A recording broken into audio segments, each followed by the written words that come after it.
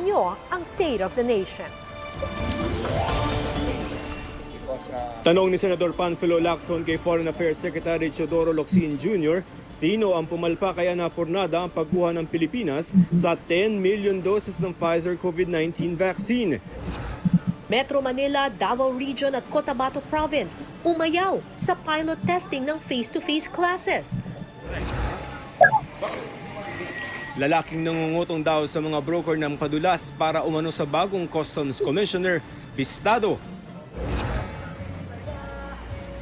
At Giant Lantern Festival ng Pampanga binuksan ngayong gabi.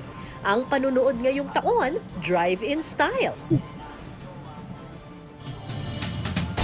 Habang hinihintay pa na magkaroon ng bakuna sa Pilipinas, kinumpirma ng DOH Department of Health na nagsisimula na ang panibagong bugso ng mga kaso ng COVID-19 sa ilang lugar sa bansa. 8 lungsod sa NCR ang nagtala ng malaking pagtaas sa bilang ng bagong kaso sa loob ng 2 linggo. Kaya mungkahi ng DOH sa mga lokal na pamahalaan, bawasan ang paglabas ng mga tao sa kani-kanilang lugar. May report si JP Soriano. Sa Twitter, isiniwalat kahapon ni Foreign Affairs Secretary Teddy Locsin Jr. na 10 million doses ng bakuna ng Pfizer-BioNTech ang dapat sana'y darating sa Pilipinas sa Enero. Pero meron daw pumalpa. Sa Commission on Appointments hearing para sa ilang diplomats ng Department